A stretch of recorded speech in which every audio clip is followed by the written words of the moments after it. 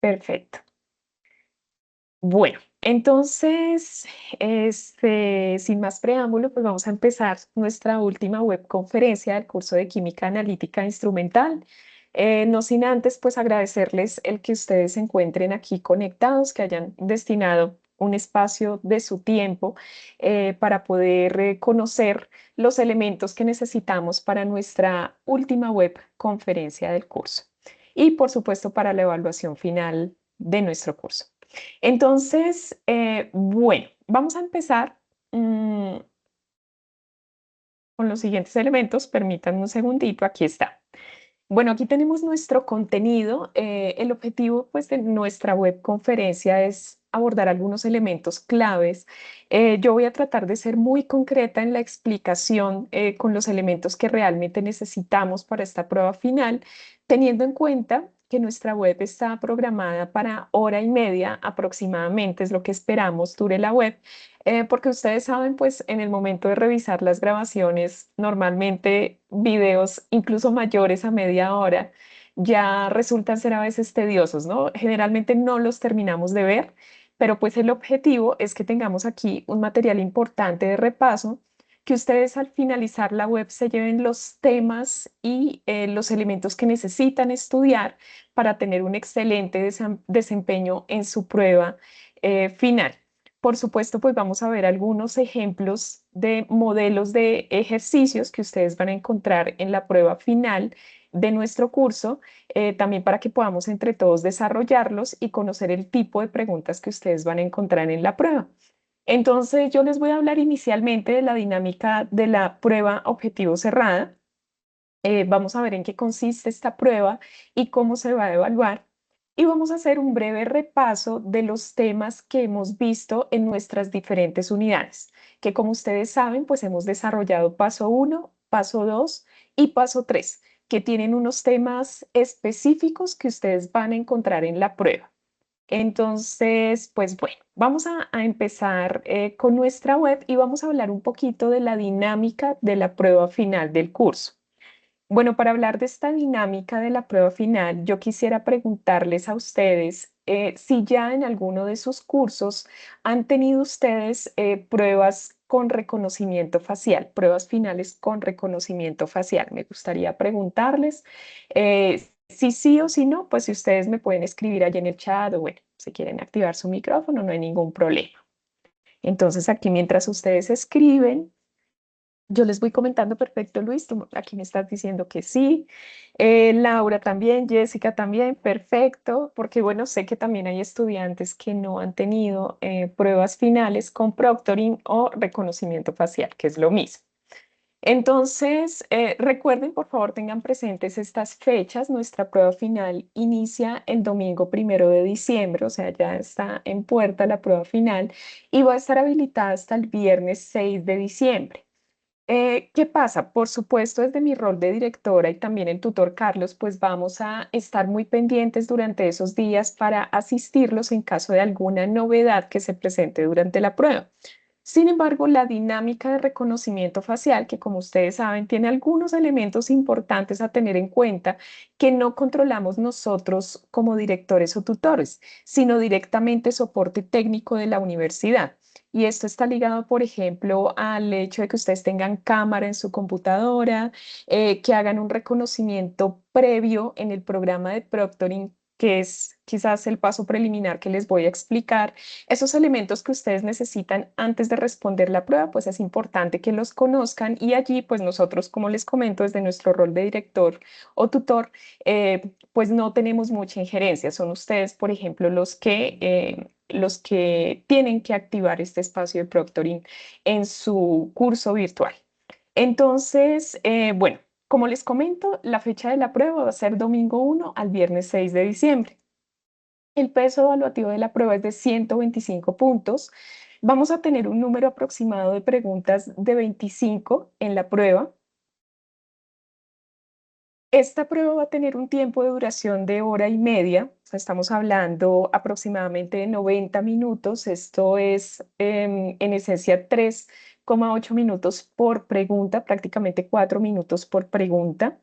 Em, Vamos a tener el tipo de preguntas clave de las pruebas objetivo cerrada, que son selección múltiple con única respuesta. Vamos a tener un contexto y 4 posibilidades de respuesta, A, B, C, D, dentro de las cuales pues ustedes tienen que elegir la respuesta correcta. La realimentación del sistema va a ser automática. Inmediatamente ustedes responden la prueba, automáticamente esta les genera el resultado. Y pues bueno, esta prueba ustedes la encuentran a través del entorno de evaluación en la opción paso 5. Recuerden que ya nosotros llevamos a cabo 3 actividades teóricas, paso 1, paso 2, paso 3. Algunos estudiantes se encuentran todavía en el paso 4, que es el componente práctico del curso. Algunos estudiantes ya finalizaron y nuestro paso 5 es la evaluación final. Ustedes van a ver pues un anuncio muy pequeñito en donde dice que esta actividad pues tiene proctoring activo, es decir, reconocimiento facial. Los intentos permitidos solo tendremos un intento por prueba. Quiere decir que en el momento en que ustedes ya se sientan seguros de contestar la prueba y por supuesto tengan una buena disponibilidad de Internet y cuenten con un equipo adecuado para contestar esta prueba, cuando hablo de equipo adecuado es que tengan acceso a cámara, pues ya pueden habilitar su intento, ¿sí? Recuerden que este intento, en el momento que ustedes lo activan, pues inmediatamente empieza a correr la hora y media para que ustedes pues tengan el tiempo, lean muy bien las preguntas, traten de responderles lo mejor posible y cuando estén seguros, pues envían la prueba. ¿Sí? Entonces, digamos que esa va a ser la dinámica y debemos tener en cuenta que el cuestionario cerrará el próximo viernes 6 de diciembre.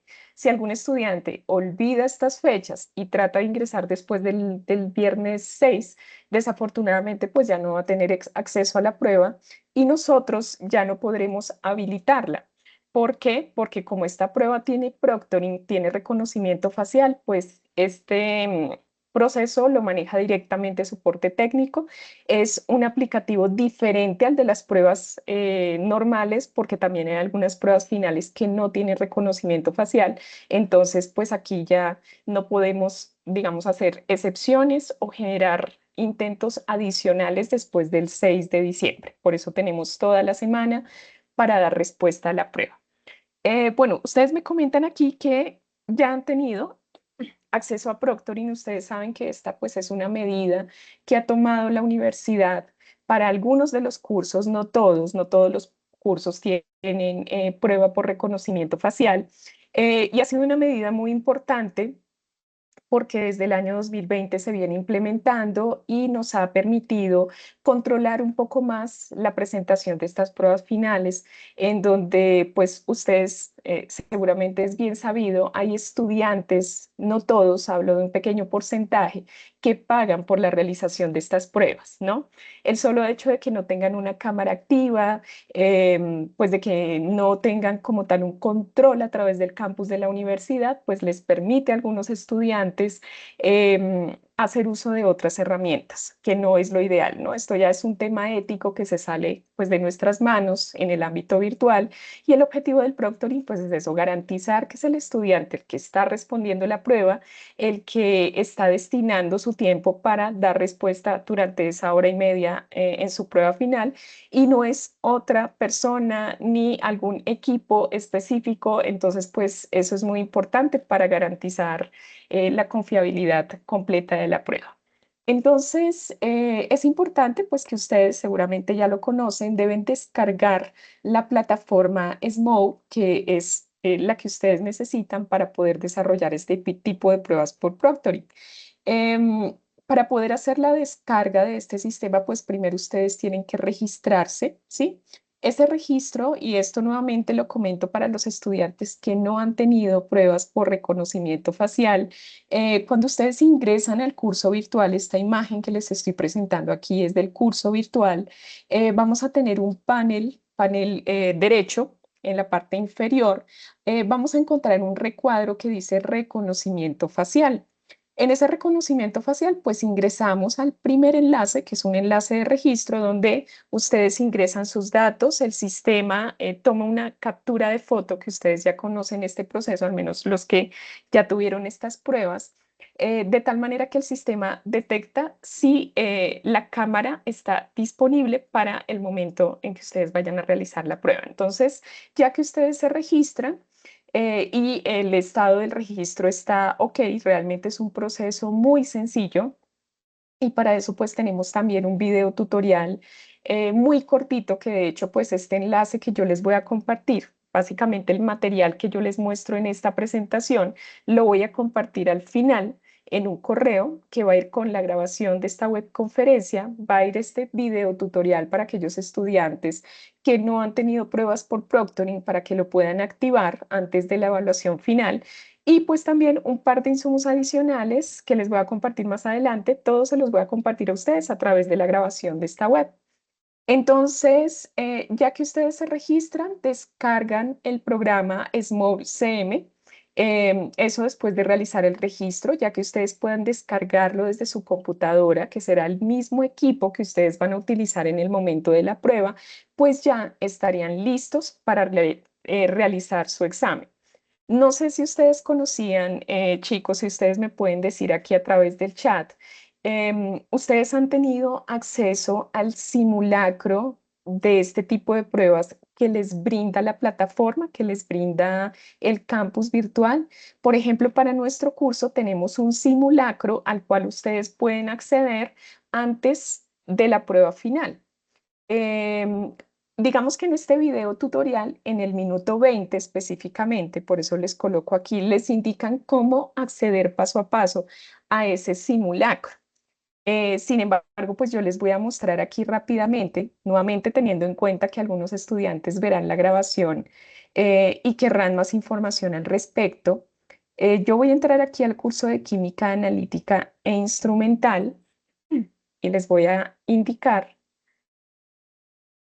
lo siguiente. Bueno, yo aquí me voy a loguear como estudiante, pues estoy ingresando desde mi rol de directora, pero voy a cambiar el rol a estudiante para que tenga yo la misma interfaz que ustedes ven. Ay, entré como tutor, perdónenme un segundito. A ver si puedo entrar aquí como estudiante, permita. Vamos a revisar. Vamos a volver al rol normal y vuelvo a ingresar como estudiante. Perdónenme un segundito. Vamos a entrar aquí nuevamente, ahora como estudiante, aquí está, para que veamos. Bueno, aquí estamos en la interfaz que ustedes ven en su curso virtual. Aquí está la opción que les digo, en la parte inferior, reconocimiento facial, realizan su registro. Posteriormente el sistema les dice que ya están activos en Proctoring y descargan el aplicativo que necesitan para presentar la prueba. Incluso hay una comprobación de webcam porque durante el desarrollo de la prueba, pues ustedes tienen que tener habilitada su cámara, ¿no? Eso es importante. Algunos estudiantes me han preguntado, bueno, profe, si no dispongo de un equipo para el día de la prueba, bueno, pues como ustedes tienen que hacer estos pasos previos, es importante bien ya como segundo recurso y no lo recomiendo mucho, ustedes pueden hacer esta activación directamente desde sus equipos celulares, garantizando pues que el equipo les permita descargar el programa y asimismo responder desde allí la prueba, pero en el momento en que ustedes responden la prueba, pues tienen que tener su cámara del celular activa. Entonces, no lo recomiendo mucho, pero pues por alguna situación extraordinaria que ustedes no cuenten con equipo, se podría con el celular o bien en las diferentes sedes de la universidad en las que ustedes se matricularon o cercanas a sus domicilios. Allí en la sede de la universidad también habrán equipos disponibles donde ustedes van a poder contestar la prueba. Pero recuerden que en ese equipo tendrán que descargar el programa. Entonces, justo aquí en la opción que tenemos en la parte inferior que dice cultura de la originalidad, quiero ingresar porque es ahí donde tenemos un simulacro al cual ustedes pueden ingresar. Es un simulacro pues que les va a permitir eh, hacer el ensayo durante la prueba. De hecho, están las preguntas tipo de nuestro examen. No tiene como tal una ponderación de la prueba final, pero sí pueden acceder al tipo de preguntas Ustedes pueden acceder aquí como estudiantes, perdón, como que no me está generando algunas imágenes. Y permítanme un segundito por aquí, aquí está en la parte inferior donde dice herramientas de apoyo, aparece la opción prueba objetiva cerrada, test proctoring. Ustedes pueden ingresar acá, es una prueba normal, como si ustedes estuvieran contestando su prueba final. Se les da hora y media en la cual pues ustedes pueden empezar a habilitar sus preguntas, pueden ir respondiendo. Les digo, este es un test que ustedes pueden realizar. Por supuesto, yo les voy a compartir ahorita también unos simulacros muy didácticos que tienen el tipo de preguntas que vamos a observar y es un refuerzo que ustedes pueden utilizar para prepararse antes de su prueba, porque lo que queremos es que les vaya muy bien. O sea, lo que queremos es que ustedes tengan un excelente desempeño y sabemos también el hecho de que sea un solo intento, entonces por eso es importante prepararnos muy bien. Recuerden, herramientas de apoyo, prueba objetivo cerrada. En el momento en que ustedes ingresan, pues pueden realizar pues básicamente la prueba, que les digo sería una especie de simulacro. Igualmente, si ustedes ingresan una vez y quieren volver a ingresar, lo pueden hacer varias veces, cuantas veces quieran. ¿Listo? Muy bien, pues básicamente eso es como lo inicial que tengo, chicos, para comentarles, como para que tengamos una introducción de este tema de proctoring, que como les digo, pues no todos los estudiantes saben al respecto de esta prueba.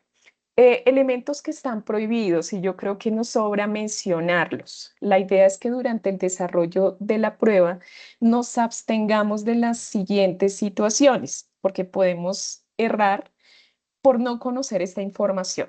Por ejemplo, evitar sacar el celular durante la prueba. Ustedes tienen que estar concentrados en la lectura de la prueba y en dar respuesta desde allí. Ustedes no necesitan sacar celular para revisar ningún recurso. Recuerden que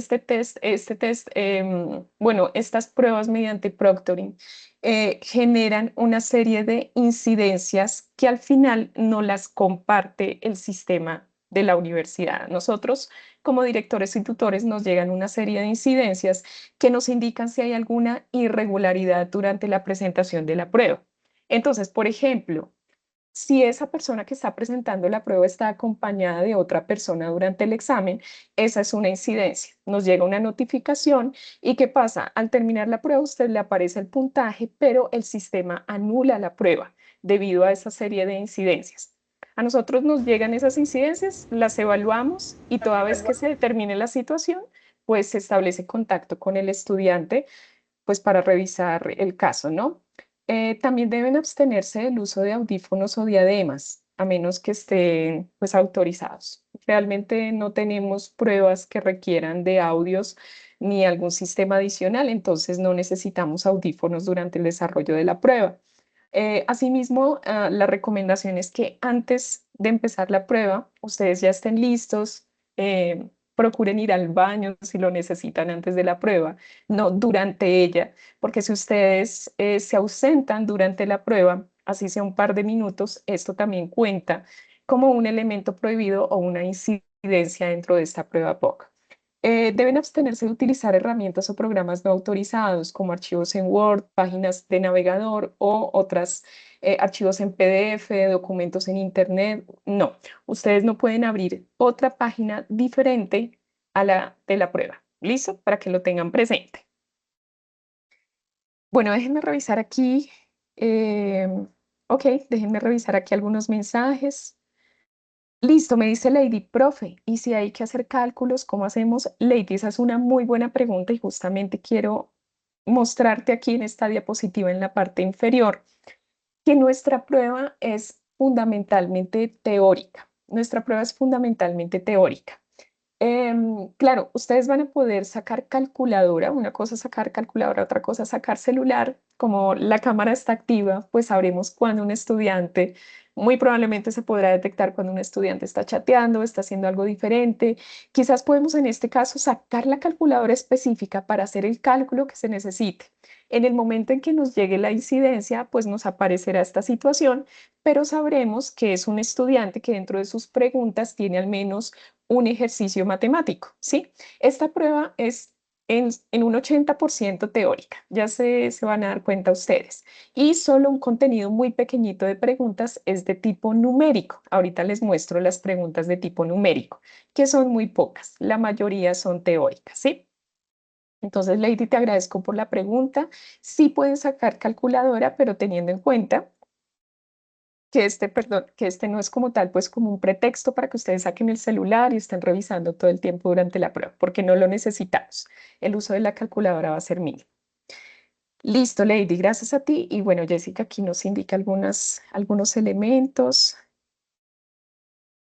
Ok, ok, listo. Miren la recomendación o más bien la anécdota que nos comenta Jessica. Dice que ella fue hasta la biblioteca de la universidad y durante la realización de la prueba entraba y salía gente. Claro, tienes toda la razón. Al menos en estos lugares siempre va a haber gente. De pronto se te cerró la prueba y la perdiste en el curso de Fundamentos y Generalidades de Administración. Sí, pues bueno, justamente una de las recomendaciones es no estar acompañado, de preferencia estar solo. Esto porque, pues, con el ánimo de evitar las distracciones. Claro, uno entendería que el estudiante se puede colocar audífonos como para aislar un poco el ruido, pero por favor tengan en cuenta estos elementos prohibidos. No se pueden usar audífonos ni diademas, de tal manera que tenemos cuántos días, tenemos todavía varios días para el inicio de la prueba, tenemos tiempo para prepararla, entonces la idea es que ustedes traten desde ahora de ir ubicando el lugar y el equipo donde van a responderla. Es hora y media. Créanme que si ustedes definen un lugar tranquilo y con la menor cantidad de interferencias, el desempeño va a ser muy bueno. ¿Listo? Entonces, pues bueno, es como la recomendación que les puedo dar, que desde ahora pues traten de buscar la mayor comodidad para el desarrollo de su prueba. Y dado que ustedes pues ya conocen cómo funciona. No, ¿verdad, Bernardo? No se pueden sacar apuntes. Justamente es lo que te comento, como el proctoring tiene una cámara activa, todo el tiempo va a estar generando incidencias si nota irregularidades. Entonces, por aquí te decía, no se pueden utilizar herramientas, programas no autorizados, archivos en Word, no puedes sacar apuntes durante la prueba. O sea, la concentración es directamente en la prueba, pues es una prueba final. Es un examen para que ustedes sepan, una prueba tipo Saber Pro, ¿no? En donde ustedes realmente no pueden sacar ningún elemento, para que lo tengan presente. Bernardo, la recomendación es que yo me voy a encargar, y es justamente el motivo de esta webconferencia, de que ustedes tengan los insumos que necesitan para prepararse. No necesitamos elementos adicionales más que su concentración y lectura, correcta lectura de la prueba. Y la idea es que ustedes se preparen antes de, ¿sí? La prueba se habilita el domingo. Recomendación, no la respondan el mismo domingo porque seguramente si no dan una buena repasadita, una buena estudiada de los temas, no les garantizo pues el éxito en la misma. Realmente nos tenemos que preparar. Listo, Bernardo. No sé si respondí a tu pregunta. Igualmente voy a ir leyendo pues las preguntas conforme ustedes las vayan generando. Entonces, ¿qué temas vamos a encontrar en la prueba objetiva cerrada, prueba final? Como ustedes saben, pues tenemos tres pasos que abordamos durante todo este semestre. Yo debo decirles algo y es que si ustedes juiciosamente presentaron los tres pasos, paso uno, paso dos, paso tres, y los desarrollaron a conciencia, leyendo, esforzándose, consultando fuentes bibliográficas, les garantizo un éxito total en la prueba. ¿Por qué? Porque ustedes se van a dar cuenta que las preguntas que tenemos allí no son preguntas descontextualizadas a lo que hemos hecho. Son pruebas que están dentro de las actividades que hemos desarrollado en cada uno de los pasos y adicionalmente están contenidas en las presentaciones de las webs conferencias que hemos hecho. Por eso yo me he adelantado a enviarles a ustedes tres presentaciones en PowerPoint. No sé si las recibieron. Junto con la invitación de la web, les compartí una carpetita que tiene tres documentos muy breves, muy concisos, que traen básicamente la teoría que ustedes van a encontrar en la prueba. ¿Qué son esos tres archivos? Son la grabación, o bueno, perdón, son la presentación de las webs conferencias de cada unidad, a las cuales, claro, tuve que resumirles cositas que no van a aparecer en la prueba. Entonces, eliminé esas diapositivas y dejé únicamente los elementos que ustedes van a encontrar en la prueba para que también las hagan parte de su estudio. Entonces, en la unidad 1, y les muestro aquí, para recordar un poquito, nosotros llevamos a cabo una unidad que tenía que ver con el muestreo y análisis estadístico. Yo creo que ustedes recuerdan que en este paso 1 tuvimos la primera aproximación a la elección de una muestra de alimento y el analito que se identificaría dentro de ese alimento. Entonces, muchos grupos de estudiantes continuaron con ese alimento y analito durante todas las unidades porque encontraron suficiente información al respecto. Algunos otros estudiantes no, cambiaron alimento o analito durante el desarrollo de las fases, pero no pasa nada. O sea, aquí lo que quiero recordarles es que en la primera unidad lo que nosotros tratamos de hacer fue de identificar un plan de muestreo de cómo se trata la muestra alimenticia para poder determinar el analito. Dentro de ese plan de muestreo, pues nosotros vimos varios tipos de muestreo, identificamos qué cantidad de muestras se necesitaba para poder determinar ese analito y adicionalmente elaboramos un mapa mental. No sé si ustedes se acuerdan, en grupo elaboramos un mapa mental que contenía los análisis físico-químicos del alimento, básicamente. O sea, digamos que en contexto, en esencia, pues eso fue lo que abordamos en la parte de muestreo. Y adicionalmente, pues también hicimos algunos ejercicios de análisis estadístico básico. En ese análisis estadístico básico abordábamos dos conceptos relevantes, precisión y exactitud, que ahorita los veremos en un pequeño repaso que les voy a hacer. Quiero hacerles ese pequeño repaso porque estoy segura que ustedes lo van a necesitar para la prueba final. Entonces, en cuanto a la precisión, pues nosotros calculamos unidades estadísticas como el promedio, la desviación estándar, el coeficiente de variación. En cuanto a la exactitud, calculábamos el porcentaje de error y el error absoluto de las muestras. Recordemos que los porcentajes de error o los errores presentados en el procedimiento afectan la exactitud, por eso están directamente relacionados. Y adicionalmente, pues teníamos por ahí algunos elementos de muestreo y tratamiento de muestras, que es lo que les acabo de explicar. Listo. Bueno, por ahí veo que se han unido más estudiantes. Buenas noches, Gladys, Ingrid. Tenemos entonces aquí los métodos analíticos clásicos que seguramente ustedes recuerdan de nuestro paso 2. Métodos analíticos clásicos teníamos dos, métodos gravimétricos y volumétricos. Yo creo que ustedes recuerdan.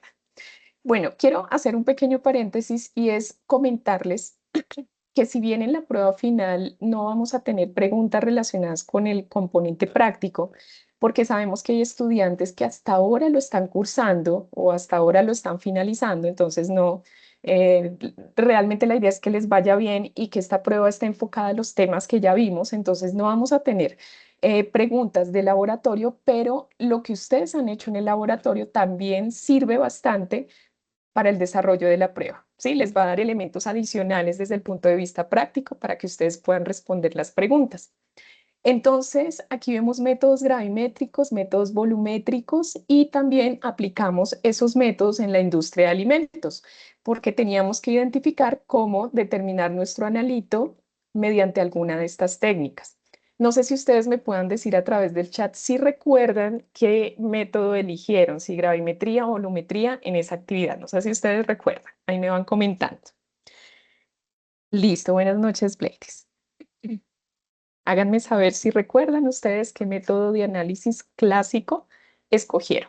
Recuerden que son métodos de análisis clásicos. Y bueno, más reciente, pues tenemos los métodos instrumentales y de separación, que son los que acabamos de abordar en la unidad que recién terminó.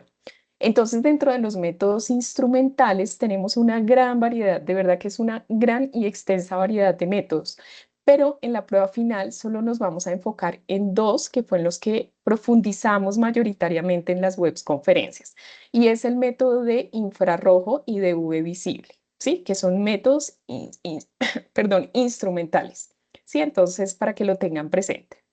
Y dentro de los métodos de separación tenemos métodos, por ejemplo, como la cromatografía. Aquí solo vamos a abordar en la prueba final cromatografía, donde tenemos dos tipos, que son cromatografía de gases y HPLC. Si ustedes me preguntan, bueno, profe, en el paso 3 nuestro grupo trabajó absorción atómica y no lo vemos acá, entonces eso nos pone en desventaja, ¿no? Frente a los otros métodos de separación. No, de ninguna manera. Claro, ustedes profundizaron en absorción atómica, pero nuevamente les digo, nosotros tratamos desde la web conferencia de compartirles a ustedes una descripción muy específica de cada una de estas técnicas. Yo ahorita les voy a dar un repasito como para que veamos el tipo de preguntas que podemos encontrar. Y aquí me adelanto un poco para mostrarles qué material de apoyo vamos a tener. Y es aquí donde quiero hacer mucho énfasis. Y es en lo siguiente. Nuevamente les digo, no les voy a compartir enlaces en este momento a través del chat, pero estos enlaces que ustedes ven aquí respecto al material de apoyo y el video de proctoring, se los voy a compartir en un momento más. Apenas finalicemos la webconferencia, este material va a llegar a sus correos para que lo tengan presente, a sus correos institucionales. Y también lo voy a compartir en últimas noticias del curso y a través del correo interno del curso virtual. Entonces, en este momento ya les he enviado a ustedes las presentaciones de los webs de los pasos 1, 2 y 3. Entonces, hay una carpetita, permítanme, yo ingreso aquí como desde mi computador para que ustedes vean. Por favor, les agradezco, verifiquen si tienen acceso a esta carpeta. Ese enlace yo se los envié a través de la invitación a esta webconferencia. Entonces, si ustedes ingresaron a través del enlace, seguramente encontraron allí otro enlace que los lleva a las tres presentaciones del curso. ¿Por qué decidí enviárselas? Porque ustedes pueden aprovechar y utilizar esa presentación como insumo de estudio. Es más fácil estudiar una presentación que tiene los temas concretos que abordamos en el curso con elementos que ustedes van a ver en la prueba final que revisar los 4 libros de los referentes bibliográficos que aparecen en el sílabus o en la unidad, ¿no? Porque ustedes saben que de un día para el otro es imposible, pues, ponernos a leer capítulos de libros, entonces tenemos que tratar de ser muy concretos y estudiar específicamente lo que vimos y lo que necesitamos. Entonces, por eso yo les quiero compartir estas 3 presentaciones para que ustedes, por favor, las abran, no las dejen por ahí guardaditas, no las olviden, por favor, revísenlas, porque sé que es un insumo que hemos preparado desde la red de curso y que a ustedes les puede servir bastante para el desarrollo de la prueba. Bueno, eso por ese lado. Y también vamos a tener aquí 3 simulacros muy sencillos. Cada simulacro está compuesto de 5 preguntitas de selección múltiple, 5 preguntas del paso 1, 5 preguntas del paso 2, 5 preguntas del paso 3, para que ustedes conozcan el tipo de preguntas que van a encontrar en la prueba. ¿Listo? Yo también les haré llegar estos 3 simulacros y de hecho un par de ellos vamos a resolverlos ahorita conforme vayamos haciendo pues este repasito de conceptos que tengo preparado para ustedes. ¿Listo? Entonces la idea es que juntos podamos desarrollar estos simulacros y ustedes vean el tipo de preguntas que vamos a encontrar. ¿Listo? Nuevamente recomendarles, si por ejemplo hay alguna pregunta de la cual ustedes estén dudosos en el momento de realizar la prueba, por favor absténganse de sacar celulares para revisar o salir de dudas, porque si ustedes sacan celulares, lo que nos acaba de comentar Jessica, de repente se les cierra la prueba y es justamente porque la prueba también detecta ese tipo de situaciones, ¿no? Un estudiante que ha estado todo el tiempo revisando su celular, revisando apuntes, todas estas son incidencias que les pueden cancelar la prueba. ¿Listo, chicos? Entonces, pues bueno, es para que lo tengamos en cuenta. Entonces, bueno, yo aquí quiero compartirles, como les indico, pues un breve repaso, pero quiero mostrarles como los temas principales que se van a encontrar ustedes en la prueba final. ¿Listo? Entonces, por ejemplo, con respecto eh, a la prueba inicial, perdón, a la prueba final, pues vamos a encontrar preguntas de muestreo y análisis estadístico. Y ahorita vemos qué tipo de preguntas nos pueden aparecer aquí. Entonces, bueno, de pronto para los que han asistido muy juiciosamente, que sé que muchos de ustedes, porque los tengo muy presentes y sé que han asistido desde la primera webconferencia y me da gusto tenerlos pues aquí en la última web también. Nosotros en el paso 1 tratamos de identificar, como les decía, una muestra alimenticia, ¿sí? de la cual pues hacíamos o investigábamos cómo se llevaba a cabo un plan de muestreo para poder em, tratar esa muestra alimenticia en el laboratorio y posteriormente detectar un analito, ¿no? Entonces, ¿cuál es el objetivo de un plan de muestreo? Que eso fue, digamos, lo primero que nosotros trabajamos en nuestro curso. Y con el plan de muestreo lo que se busca es obtener, valga la redundancia, una muestra representativa que me brinde resultados confiables acerca de mi muestra, que me permita tener un conocimiento profundo de mi muestra. Sí, eventualmente cuando nosotros analizamos un alimento, pues las muestras de alimento tienden a ser muy amplias. Lo que hacemos nosotros es, con una sola porción de alimento, podemos llevar a cabo un análisis estadístico y un plan de muestreo, porque esa muestra de alimento debe ser una porción representativa para poder hacer el análisis. Entonces, el plan de muestreo, pues básicamente me permite saber cuánta muestra colectar, cómo subdividirla y cómo tratarla a nivel de laboratorio. Eso es lo que se busca básicamente con el plan de muestreo. Entonces, dentro de ese plan de muestreo, pues hay una serie de pasos que nosotros hemos tratado en las diferentes unidades y que pues este tema no es ajeno a ustedes ya lo manejan. Entonces, iniciamos con una definición del problema y esa definición del problema estaba asociada a identificar en primer lugar el alimento con el que trabajaríamos y en ese alimento pues definíamos un analito que se convertía básicamente en nuestro problema. Posteriormente, elegíamos el método más adecuado para detectar ese analito.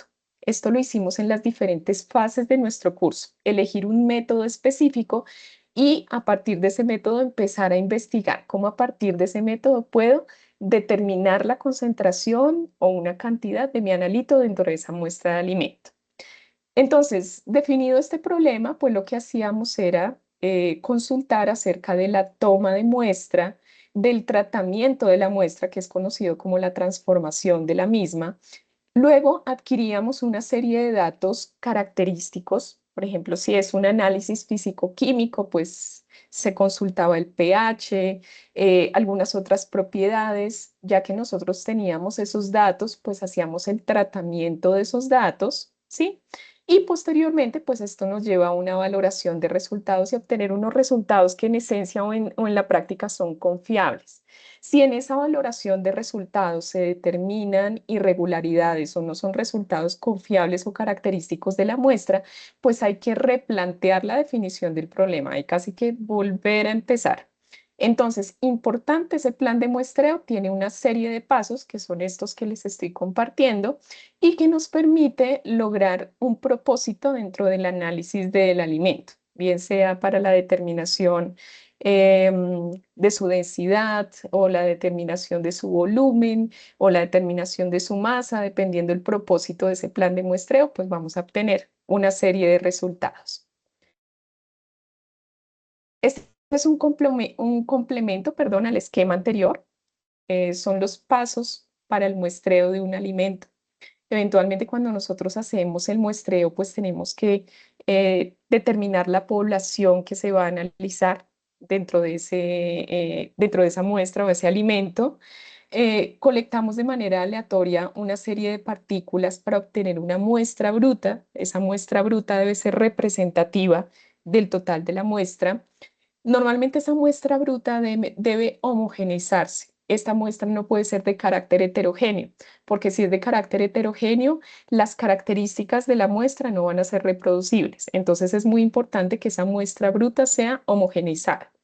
Colectamos aleatoriamente N partículas, definimos si el tamaño es adecuado para el tratamiento en el laboratorio, almacenamos la muestra en el laboratorio y retiramos las porciones de muestra para su análisis, ¿no? Entonces, pues importante definir desde el inicio pues una cantidad específica de muestra a analizar. Esto es básicamente parte de ese plan de muestreo. Y bueno, pues en función de esto, y esto también lo vimos en el paso uno, pues es importante que cuando se haga el plan de muestreo y el análisis de la muestra, pues nosotros podamos conocer el tamaño de la muestra con el que se va a trabajar o hacer el análisis. Y frente a ese tamaño de muestra, pues hay diferentes tamaños de acuerdo con las necesidades del análisis. Entonces tenemos, por ejemplo, tamaños de muestras macro que son superiores a 0,1 gramos. Tenemos, por ejemplo, tamaños semimicro que son superiores a 0,01 gramos.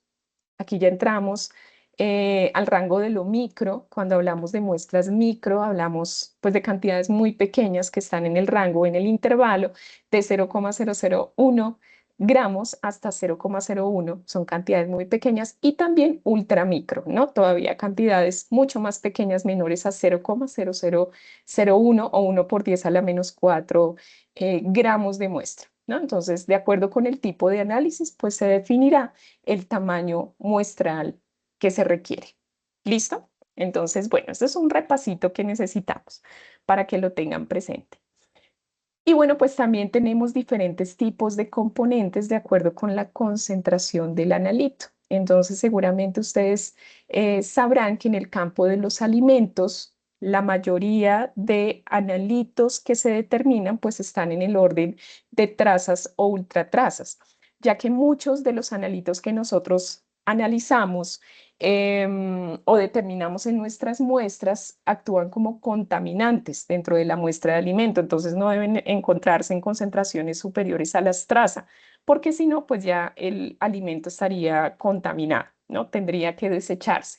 Entonces, dentro de los componentes traza o ultratraza, pues encontramos concentraciones iguales o menores a un ppm, que son partes por millón, que es lo mismo que decir miligramos sobre litro, o también tenemos las partes por billón, que es aquí donde tenemos los componentes ultratraza, que son cantidades muy pequeñas, pero dependiendo su permisibilidad en alimentos, se sabrá si aún, aunque sean trazas o ultratrazas, representan una contaminación para ese alimento, ¿no? Entonces, pues bueno, tengamos por favor en cuenta los tipos de componentes que podemos encontrar en los alimentos.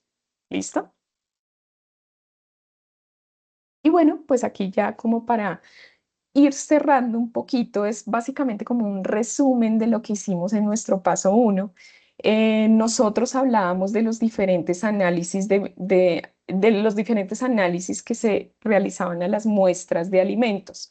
No sé si ustedes recuerdan el mapa mental que elaboraron en el paso uno. Por eso nuevamente les digo, si ustedes desarrollaron las actividades de las unidades a conciencia, estoy segura que ustedes van a ir recordando todos estos temas a medida que los vayamos revisando aquí o también cuando los vean en su prueba final. O sea, no necesitamos realmente aprendernos elementos de memoria porque ustedes hicieron un muy buen trabajo, al menos así lo vimos con el tutor Carlos.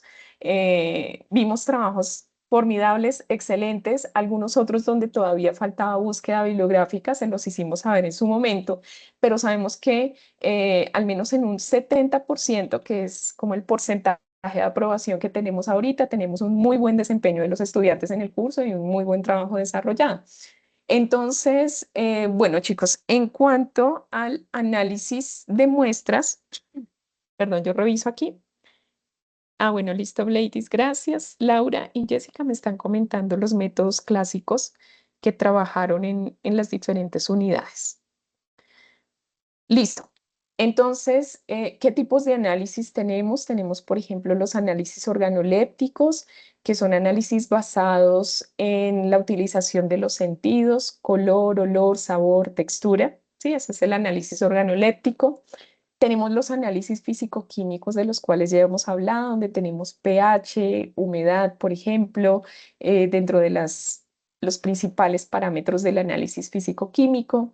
Tenemos, por ejemplo, el análisis de toxinas para aquellos estudiantes que escogieron algunos microorganismos o algunas sustancias de orden biológico como analitos, pues el análisis de toxinas es necesario para la caracterización de la muestra. Inclusive allá se tienen también metales pesados, plomo, mercurio, algunas sustancias químicas dentro de esas toxinas.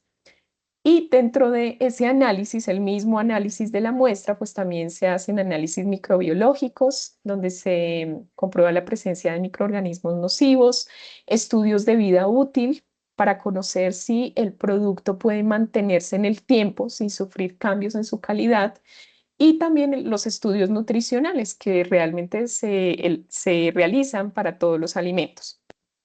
Análisis de composición nutricional, grasas, proteínas, sal, azúcares, valores energéticos son análisis necesarios, sobre todo cuando ya el producto sale al mercado, ¿no? Entonces, son los tipos de análisis que encontramos para el tratamiento de muestras alimenticias.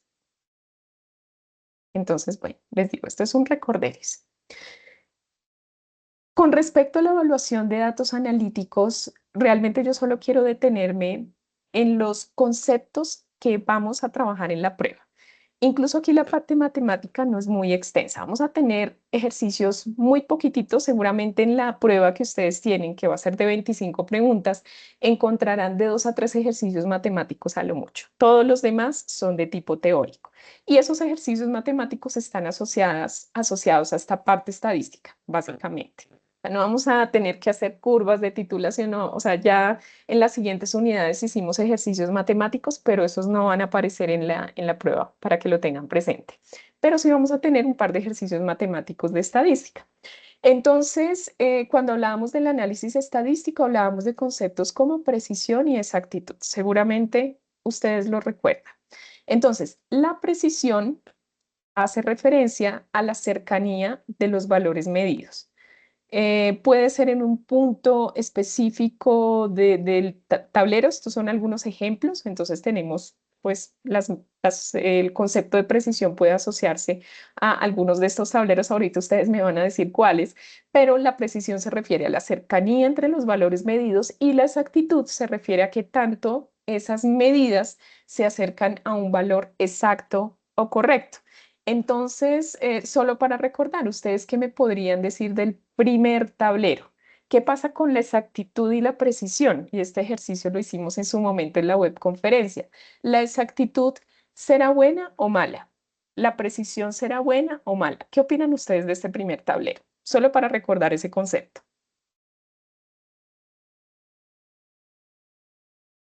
La ¿Qué precisión me pueden es, decir ustedes, chicos? Sí, te escucho, te escucho. La precisión es... la precisión es buena, la del primero. Perfecto, ladies. Precisión buena. ¿Esto por qué? Porque hay cercanía entre los valores medios.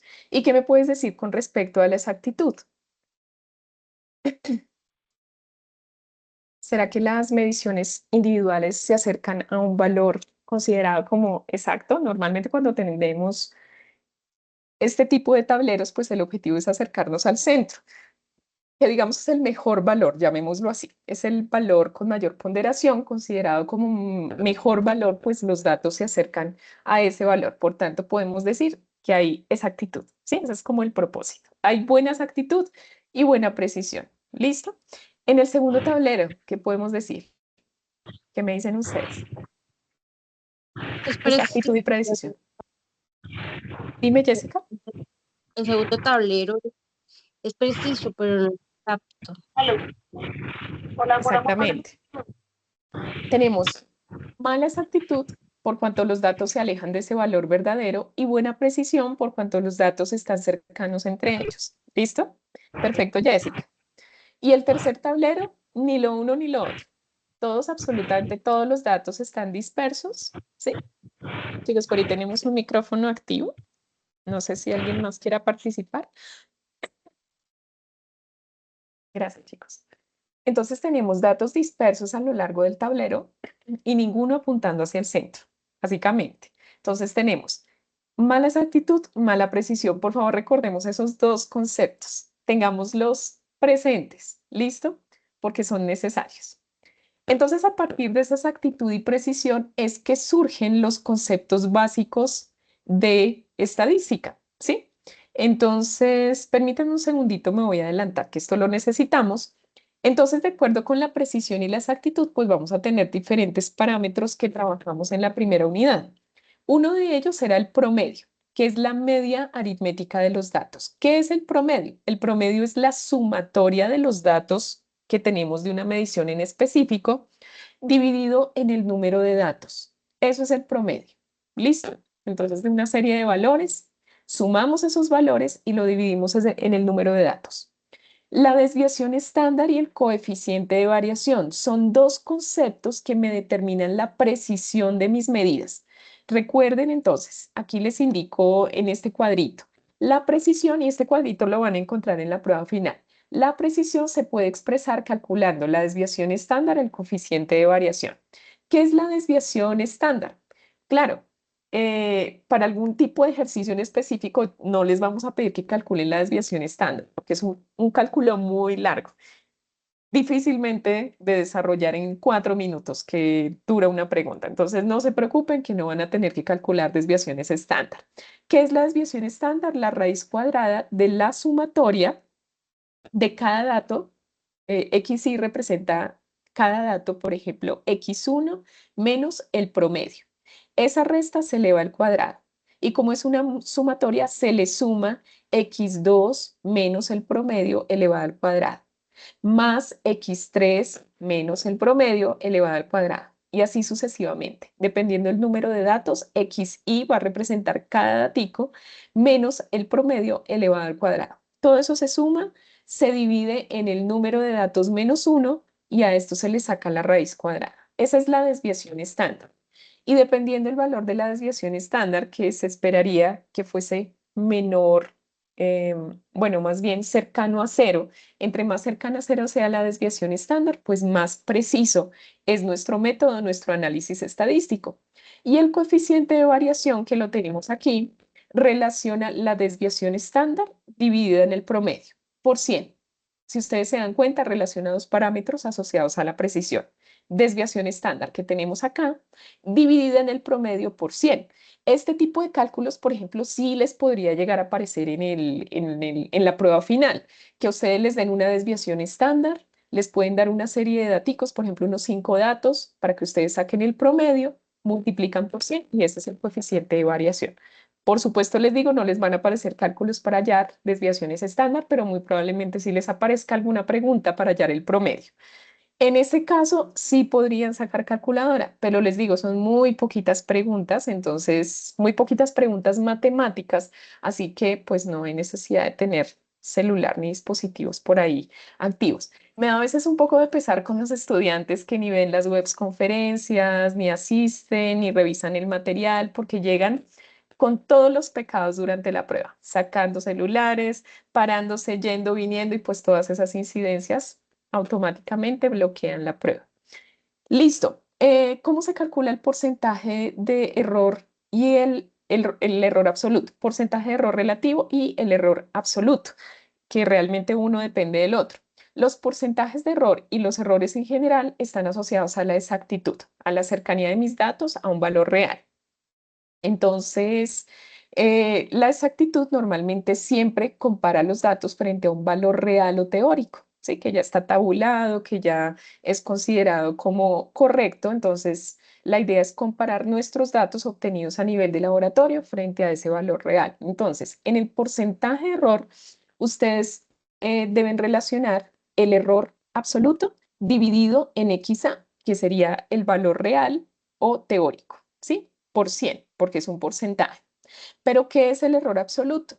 El error absoluto es el valor absoluto. Estas lineecitas de acá simbolizan el valor absoluto, es decir, aunque el resultado me dé negativo, lo expreso sin signo porque es un valor absoluto y ese error absoluto relaciona el promedio de mis datos menos el valor real o teórico. ¿Listo? Si, por ejemplo, en una medida yo solo cuento con la medida y con el valor real, o sea, no tengo suficientes medidas para hacer un promedio, pues tomo el valor que obtuve en el laboratorio menos el valor real, ¿sí? Eso en caso de no tener varios datos para tener un promedio.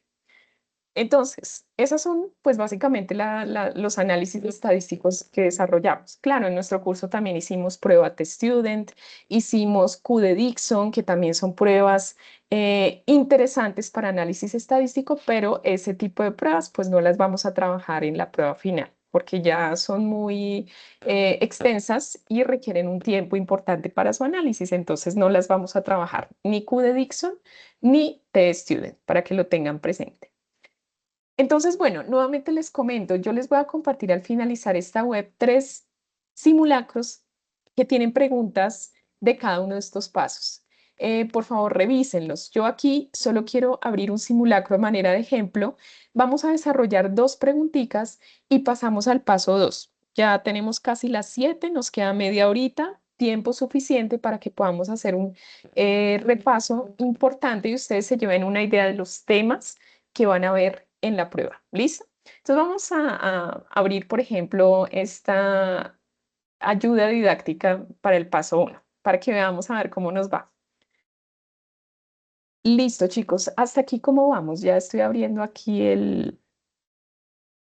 esta ruleta que he elaborado para ustedes. Permítanme, yo reviso aquí cuántos estudiantes. Listo, tenemos 15 estudiantes conectados. Chévere. Vale.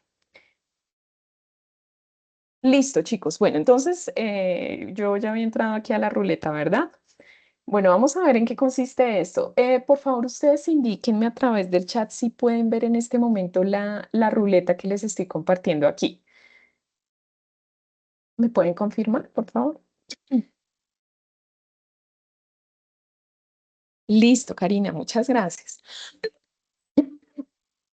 Gracias, chicos. Les pido una disculpa, pero es que he andado agripada toda la semana y solo hasta ahora pude recuperar mi voz. Listo, muchas gracias. Perfecto, entonces, bueno, vamos a poner a girar esta ruleta y vamos a ver el tipo de preguntas. Bueno, aquí les comento nuestra prueba y mientras ustedes revisan la pregunta, nuestra prueba va a constar de 4 opciones de respuesta. ¿Qué pasa? Que esta ayuda didáctica de Genially solo me permite 3 opciones. Claro, ahí está la respuesta correcta, pero pues quiero comentarles eso, ¿no? Que tenemos aquí 3 opciones, pero en la prueba final ustedes van a ver 4. Tipo de preguntas que van a ver sencillas que acabamos de explorar. Teniendo en cuenta los ejemplos de la imagen y los conceptos vistos en la unidad 1 del curso, es correcto afirmar que tenemos los 3 tableritos que acabamos de ver. Entonces tenemos estas opciones. El tablero 2 presenta, este tablero presenta mala exactitud y buena precisión. El tablero 1 presenta mala exactitud y buena precisión. El tablero 1 presenta buena exactitud y mala precisión. Llamemos a las opciones A, B y C. Entonces, pues por favor, chicos, revisen la pregunta y háganme saber a través del chat cuál consideran que es la respuesta correcta. Permítanme un segundito mientras tanto.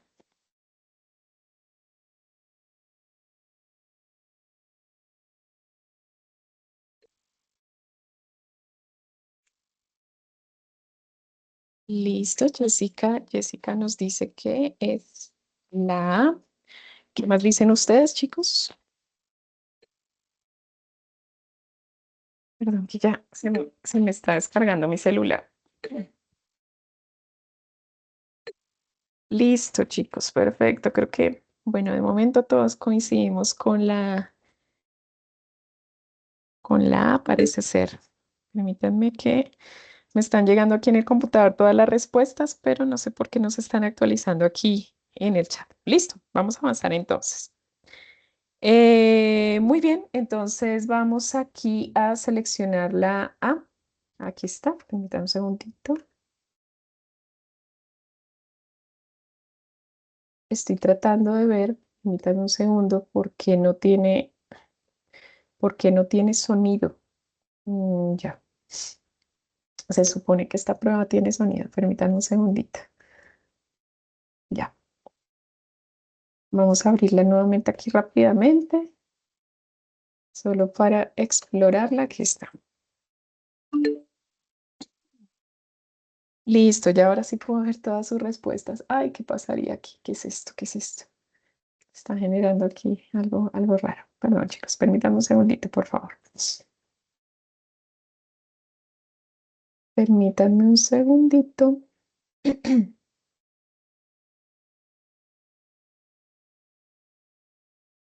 Listo. Y creo, voy a desactivar mi cámara un momentico porque Parece que me está poniendo un poco lento el, el computador. Ya, listo, ya estamos aquí otra vez. Entonces déjenme abrir la prueba solo para que la podamos explorar. Ay, Dios. Listo, ahora sí. A ver si aquí sí tiene sonido. Como para ponerle un poquito de emoción a esto.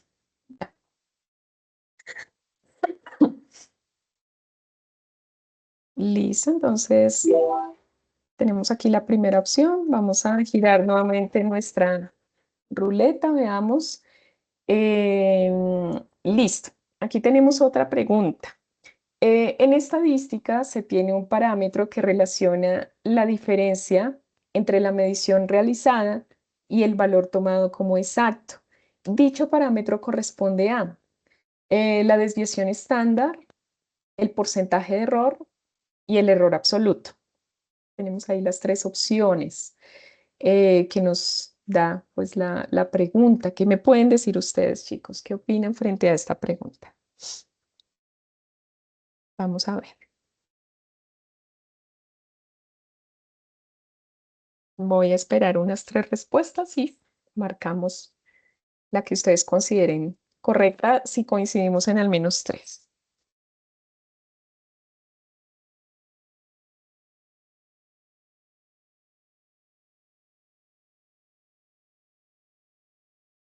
Pueden leerla nuevamente. Claro, por supuesto, la idea es que ustedes también hagan un repasito de la presentación que les he enviado, eh, el cuadrito de las fórmulas de estadística. ¿Qué opinan ustedes, chicos? ¿Qué me pueden decir?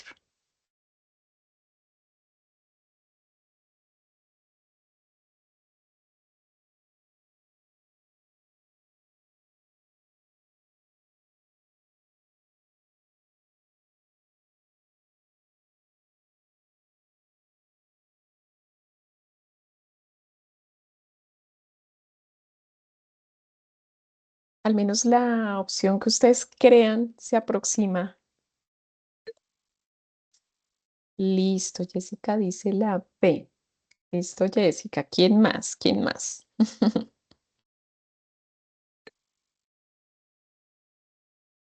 Listo, Ingrid nos dice la C. ¿Quién más opina B o C? Laura. Karina dice que la A. Vamos a desempatar con una más. Nidia dice que la A. Ahí tenemos. Vamos a ver. Último desempate, chicos. B, estamos empatados. B, C y A. Y bueno, no sé, la verdad eso me preocupa un poquito, pero ya vamos a ver. El desempate lo da Aura. ¿Qué dices, Aura? Aura dice que la C, vamos a ver. Chicos, se tiene un parámetro que relaciona la diferencia entre la medición realizada y el valor tomado como exacto. Aquí quiero irme a la presentación y bueno, de hecho voy a marcar aquí la opción mayoritaria que me dicen el error absoluto. Efectivamente tenemos el error absoluto. Si de pronto tenemos confusión ahí, pues lo repasamos en su momento. Les digo, yo les comparto la presentación igual para que ustedes lo revisen. Pero por aquí teníamos, déjenme ver porque la computadora se puso un poquito lenta ahora. Teníamos entonces respecto a el error absoluto. Por aquí tenemos el error absoluto. Es la resta, como les decía, entre el promedio menos el valor real o teórico, ¿sí? Cuando no se cuenta con un promedio, pues se toma el dato obtenido menos el valor teórico. Entonces, ese es el error absoluto para que lo tengan presente. O sea, no hay otra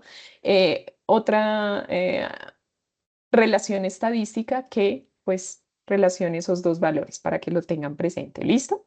Entonces, bueno, ahí tenemos esa partecita. ¿Alguien está levantando la mano? No. Listo, chicos, muy bien, continuemos. Hagamos otra preguntita más. Les digo, cada uno de estos simulacros pues tienen 5 preguntas, pero entonces pues vamos a ver una más. Em, bueno, vamos a ver esta. En un estudio científico, inferimos la información sobre una población o universo hablamos de una población de muestra, a partir de observaciones realizadas sobre un subconjunto de muestra. Es correcto afirmar que una población es, estamos hablando de una población de datos, es la información que está contenida en un conjunto de datos. B, es un subconjunto de mediciones seleccionadas a partir de una muestra.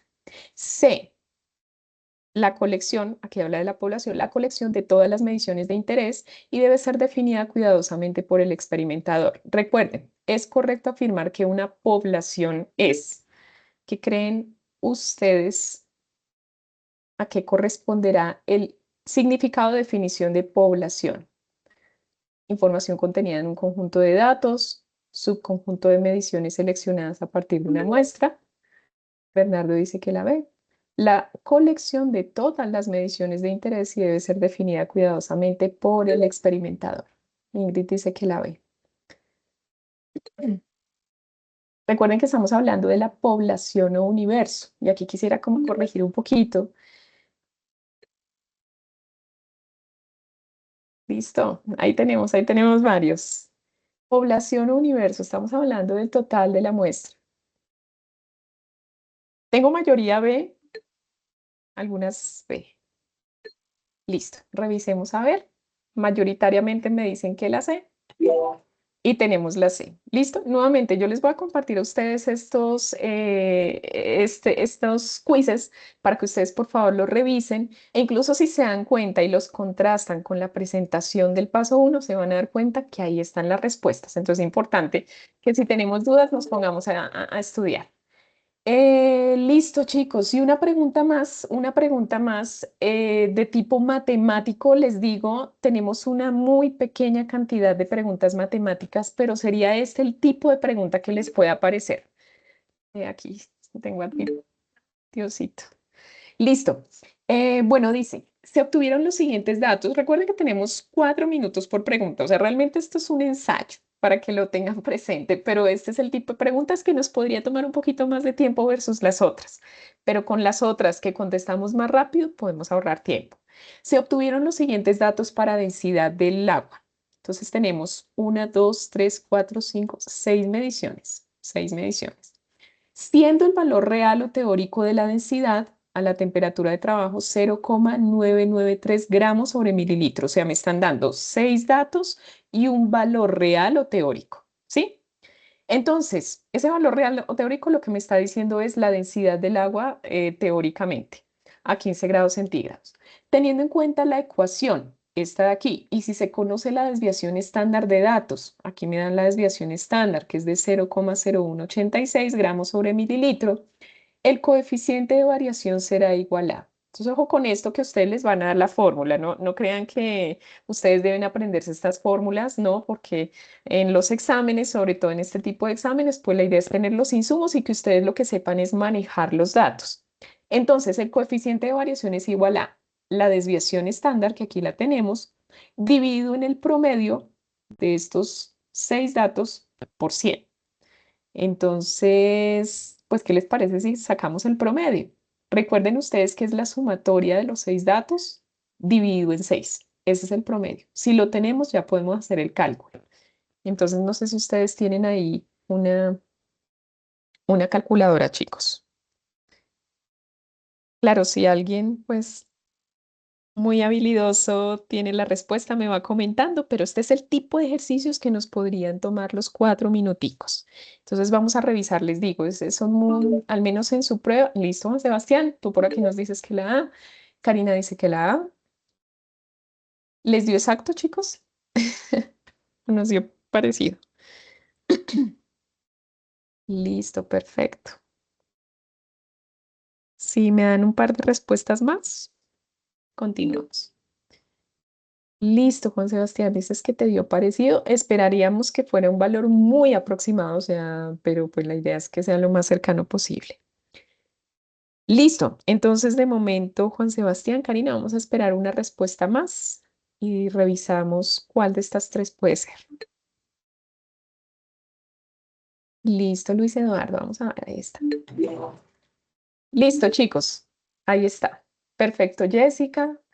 Les digo, el tipo de preguntas matemáticas que ustedes van a ver son de este estilo. Se les da la fórmula y la idea es que ustedes sepan manejar los datos. Pero nuevamente les comento, toda vez que ustedes respondan esa pregunta matemática, dejen por ahí a un ladito su calculadora y sigan respondiendo.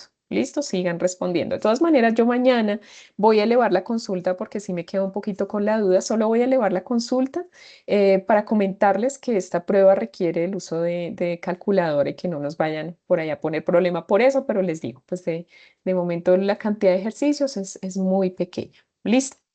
Entonces, bueno, chicos, para poder avanzar y como ya nos está cogiendo un poquito el tiempo, yo quiero comentarles en esencia lo que vamos a tener en cuanto a paso 2 y paso 3, que nuevamente les digo, pues el propósito es que ustedes sepan qué vamos a preguntar y yo les comparto el insumo, que es la presentación de ese paso 2 y paso 3 para que ustedes puedan repasar. Entonces, en el método de análisis clásico, pues nosotros vamos o vimos métodos gravimétricos y volumétricos y la aplicación de esos métodos en la industria. ¿Qué podemos encontrar en la prueba? Permítanme, abro este esquema que lo hemos utilizado bastante para que ustedes reconozcan cuáles son los métodos de análisis químico y cuáles los instrumentales. Recuerden que tenemos esa gran distribución en nuestro curso y trabajamos paso 2, métodos químicos, métodos analíticos químicos también llamados clásicos, y en el paso 3 abordamos los métodos instrumentales, llamados métodos de análisis físico-químicos. ¿Listo? Entonces, aquí importante, pues dentro de los métodos químicos tenemos los métodos cuantitativos, que fueron los que trabajamos, que son las volumetrías y las gravimetrías. Y aquí, pues, este esquema me gusta mucho y seguramente ustedes también van a ver en alguna partecita este esquema en su prueba final como apoyo, como ayuda. Y aquí, por ejemplo, en la volumetría, cuando nosotros hacemos volumetrías, que ya lo veremos ahorita en un momentico, lo que hacemos es una reacción química entre una sustancia llamada titulante de concentración conocida, y ese titulante lo hacemos reaccionar con un analito, que es la muestra para la cual estamos tratando de determinar, por ejemplo, la concentración. La reacción química bajo una estequiometría conocida, pues nos va a permitir determinar la concentración del analito. Normalmente para ello, pues utilizamos, ustedes recordarán, una bureta, que es donde tenemos ahí el titulante, y el analito se ubica en la parte de abajo de esa bureta, en un vaso de precipitados. Entonces, en eso consiste la volumetría. ¿Qué es el estándar primario? Que también es muy importante. El estándar primario es una sustancia química que tiene una masa conocida y que me va a permitir identificar la concentración del titulante. La concentración del titulante yo la conozco mediante un estándar primario. Los dos reaccionan y a partir de ello determino la concentración. En cambio, la gravimetría solo requiere de dos sustancias relevantes, que son el analito, que es la muestra que estamos tratando de identificar, y el agente precipitante. El agente es una sustancia que propicia algo, entonces un agente precipitante es una sustancia que propicia o genera la precipitación del analito dentro de la muestra. Entonces podemos tener un líquido y si dentro de ese líquido está mi analito, adiciono el agente precipitante y lo que se espera es que el analito precipite, es decir, caiga como un sólido al fondo del recipiente. Entonces la gravimetría pues me va a permitir cuantificar ese analito. ¿Listo? Eso con respecto a los métodos químicos, ¿no? Y con respecto a los métodos instrumentales, también llamados físico-químicos, ojo con esa diferencia, químicos o clásicos, instrumentales o físico-químicos, pues tenemos todos los que abordamos en la tercera unidad. Métodos ópticos, aquí tenemos la espectrometría UV visible, infrarrojo, métodos electroquímicos como potenciometría y conductimetría, y cromatográficos HPLC, que es cromatografía de líquidos de alta eficiencia, CG, que es cromatografía de gases, también hay cromatografía de placa y de columna, que pues es también ampliamente utilizada, ¿no? Entonces, por favor, tengamos clara esa diferencia en métodos analíticos químicos o clásicos, instrumentales o físico-químicos. ¿Listo? Bueno, chicos, entonces déjenme aquí revisar un momentico rápidamente. Aquí está. Entonces, bueno, ¿qué elementos importantes vamos a tener en cuenta para nuestra prueba final? Permítanme, yo me adelanto un poquito, adelanto esta también. Esto, esto es muy importante. Yo les voy a pedir a ustedes fundamentalmente que repasen, por favor, los tipos de gravimetría que existen y para eso, pues, este cuadrito lo empleamos en la webconferencia. Algunos de ustedes también trabajaron algún tipo de estas gravimetrías. Entonces, ¿qué es lo que necesitamos aquí? Pues básicamente conocer qué tipos de gravimetrías existen. Gravimetría de precipitación, que es donde el analito es separado como un precipitado, ¿sí? Y, por ejemplo, eso se puede llevar a cabo para la detección de metales pesados en hortalizas, productos lácteos. Son algunos ejemplos. La gravimetría de volatilización es cuando el analito es convertido en un gas, por eso es volatilización. El analito es convertido en un gas de composición química conocida, por ejemplo. La electrogravimetría, pues aquí ya en electrogravimetría el analito se separa de la muestra depositándose en un electrodo. Para llevar a cabo una electrogravimetría necesitamos electrodos a través de los cuales va a pasar la corriente eléctrica y toda vez que pasa la corriente eléctrica se deposita el analito allí en esos electrodos, ¿sí? Y tenemos también las valoraciones gravimétricas. Las valoraciones son lo mismo que las titulaciones o volumetrías, entonces esta es una fina unión entre la volumetría y la gravimetría, de las dos técnicas que estamos trabajando en métodos analíticos clásicos. Entonces aquí lo que se hace en la valoración gravimétrica es que vamos a poder hacer reaccionar completamente el analito con una sustancia y vamos a poder determinar no solo la masa del analito por gravimetría, sino también la concentración de ese analito. Entonces es importante que ustedes tengan en cuenta los tipos de gravimetría que existen. Entonces aquí pues hay más, pero pues los que vamos a trabajar en la prueba final son estos, para que ustedes recuerden el propósito de cada gravimetría. Eh, bueno, este es solo un ejemplo que les comparto en la presentación, que es una de las técnicas que muchos trabajaron y sé que aquí algunos estudiantes determinaron calcio en leche mediante gravimetría. ¿Cómo se determina el calcio en leche? Pues lo que se hace es añadir a la muestra, aquí tenemos el calcio, a la muestra de leche se le añade ácido oxálico y ese ácido oxálico actúa como agente precipitante. Ese ácido oxálico lo que va a hacer es precipitar un compuesto llamado oxalato de calcio y es la forma en la que vamos a poder hacer precipitar el calcio en la leche. Ese oxalato de calcio se calienta en una mufla, ¿sí? Así como ustedes de pronto trabajaron, no sé si recuerdan la gravimetría en el laboratorio, dejan calentar su muestra en una mufla y al final obtienen óxido de calcio que puede ser cuantificado. A partir de esto, pues pueden determinar el porcentaje de calcio en la muestra. Básicamente eso. Y bueno, chicos, me voy a adelantar un poquito.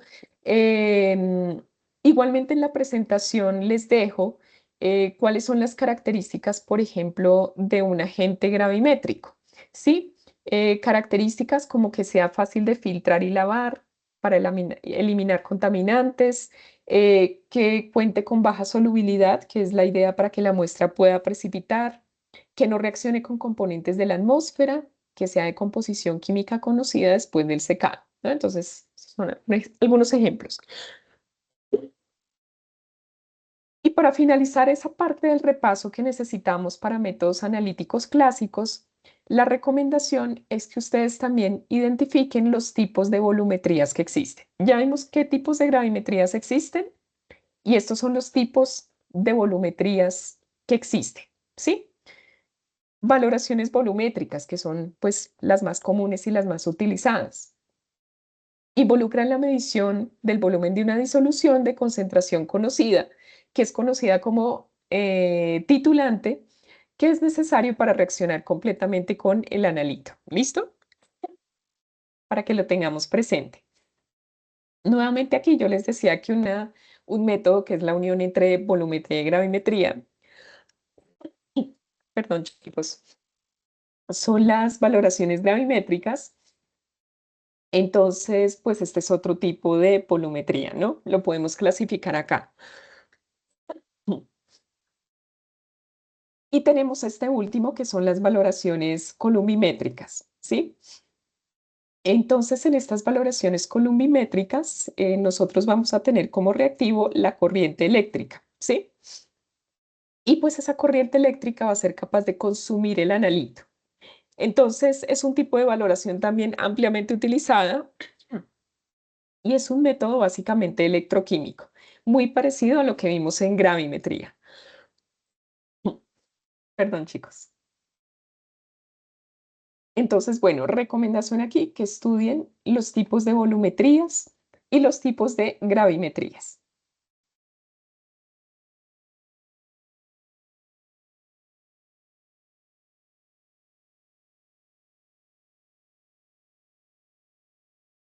Bueno, chicos, qué pena con ustedes. Y ya la voz está haciendo de las suyas. Bueno, entonces, pues aquí yo les dejo un esquema donde defino pues cada uno de los elementos que se tienen en cuenta en una valoración volumétrica que les expliqué previamente. Se utiliza un estándar primario, un agente titulante, un analito y un indicador. Recuerden que el indicador, que puede ser, por ejemplo, fenoftaleína, azul de metileno, azul de bromotimol, entre otros, pues me va a permitir, mediante el cambio de color del analito, identificar el punto final de la reacción, que es conocido como punto de equilibrio y que me va a permitir determinar estequiométricamente la concentración de ese analito. ¿Listo, chicos? Para que lo tengamos presente. Entonces, bueno, digamos que en este caso ese es como un repasito necesario para que ustedes lo tengan allí dentro de su repaso. Aquí, de hecho, les coloco un esquema que también abordamos en la web, que es la manera como se realiza una volumetría. Tienen su bureta, tienen aquí su analito, que es la muestra de análisis. Conectamos un potenciómetro que mide el pH y vamos adicionando lentamente el agente titulante, ¿sí?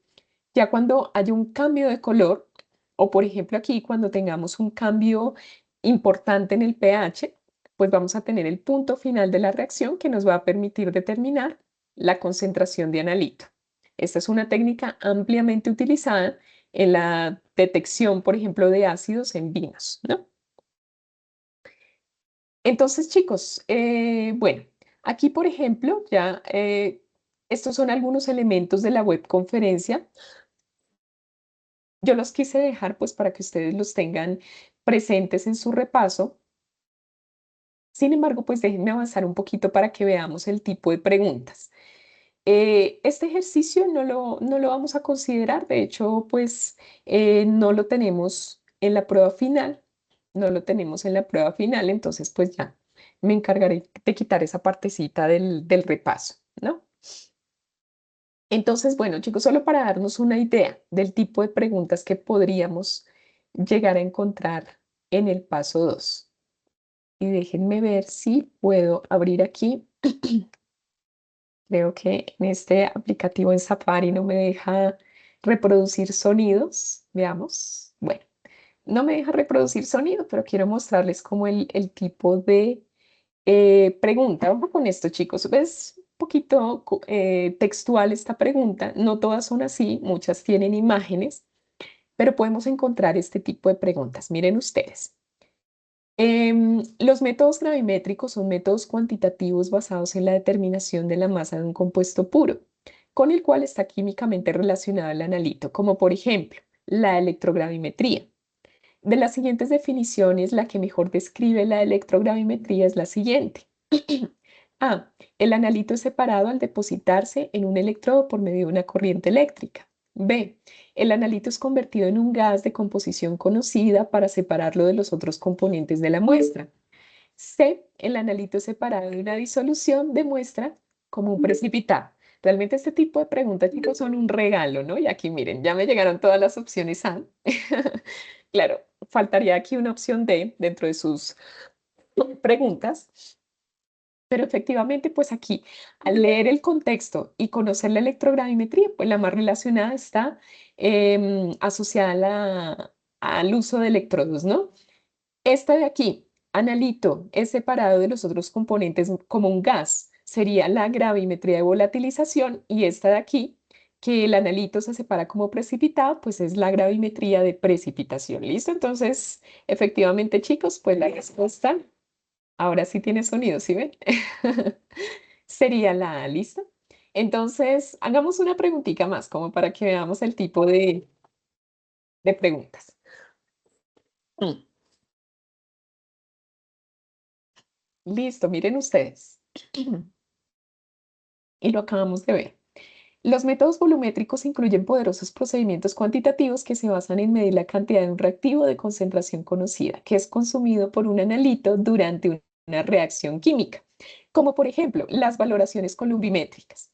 De las siguientes definiciones, la que mejor describe una valoración columbimétrica es A. El analito separado de una disolución de la muestra como un precipitado. B. En la que se mide la masa de un reactivo en lugar de su volumen. C, el reactivo es una corriente eléctrica de magnitud conocida que consume al analito. Nuevamente, esta pregunta es un regalo, de verdad que sí. Tipos de preguntas como estas nos hacen ganar tiempo para otras de mayor complejidad. ¿Qué me dicen ustedes, chicos, de esta pregunta?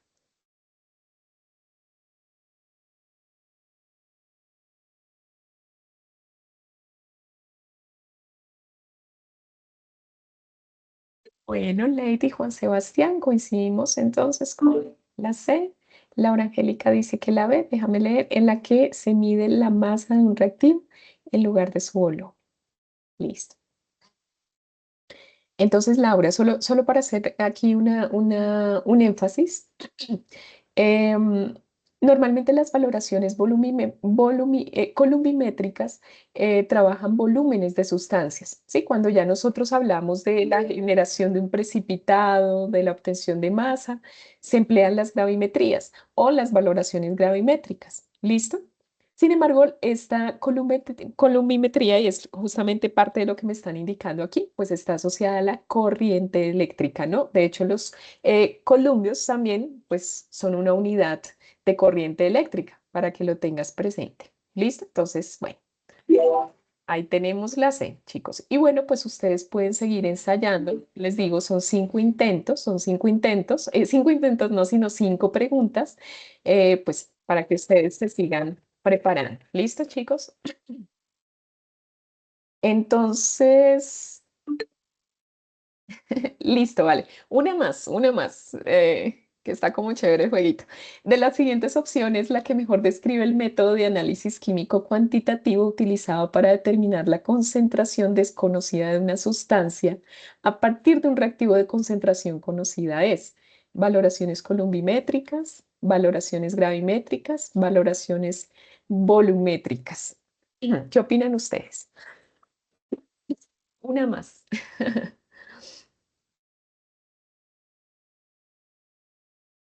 Una más, les explico básicamente los temas que vamos a tener para el paso 3 y con eso cerramos, chicos. No les quito más de 10 minuticos, pero para que ustedes se lleven una idea de los temas que vamos a ver. Gracias, Luis Eduardo. ¿Quién más? ¿Quién más, chicos? ¿Qué opinan ustedes? Vamos a ver aquí la pregunta.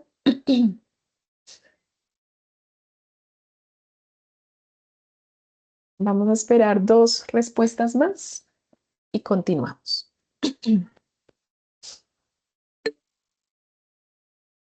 Ingrid dice que la sé. ¿Alguien opina otra diferente, chicos? Listo. Lady Jessica nos dicen que la ve. Vamos a revisar.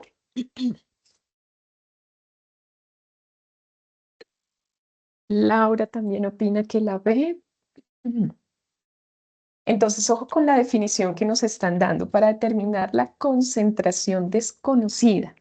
Recuerden que con las valoraciones gravimétricas, bueno, aquí debemos tener en cuenta algo y es que en gravimetría eventualmente obtenemos precipitados. Al final podemos obtener masas.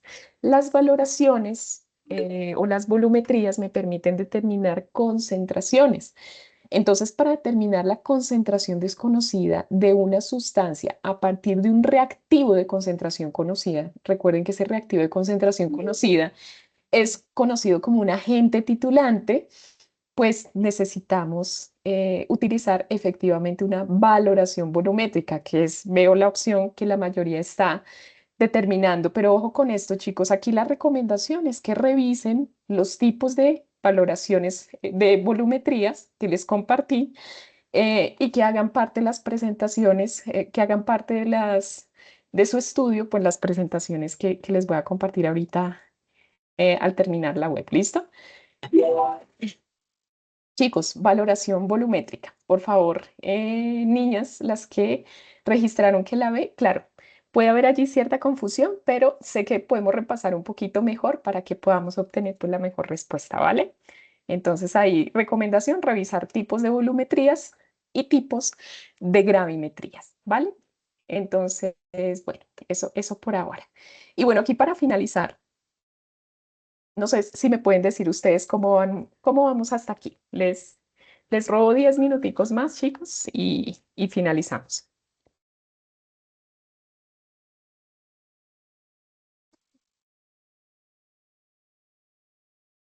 Listo, Carol, muchísimas gracias por tu respuesta. Y bueno, nuevamente les digo, cada uno de estos simulacros tiene 5 preguntas. Y quiero garantizarles algo, y es porque sé que los estudiantes que asisten a las web de verdad que son muy comprometidos, muy juiciosos, no se les haga raro que parte de estas preguntas las encuentren en la evaluación final, ¿listo? Entonces, por eso les pido que las repasen. Y bueno, en esta última partecita les había comentado nuevamente, en los métodos instrumentales y de separación, básicamente vamos a encontrar preguntas de infrarrojo, UV-Vis y cromatografía. Dentro de cromatografía tenemos cromatografía de gases y HPLC.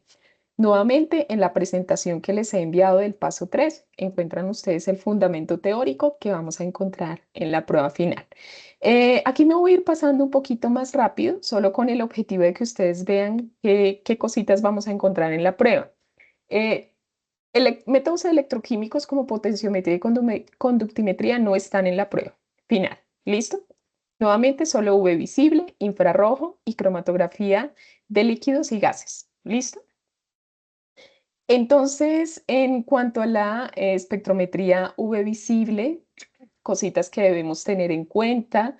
Recuerden, pues, digamos que aquí la idea no es que ustedes aprendan de memoria, por ejemplo, las diferentes radiaciones del espectro electromagnético, no, pero que sepamos que estos métodos de espectrometría como infrarrojo y UV visible pues se basan en este espectro electromagnético.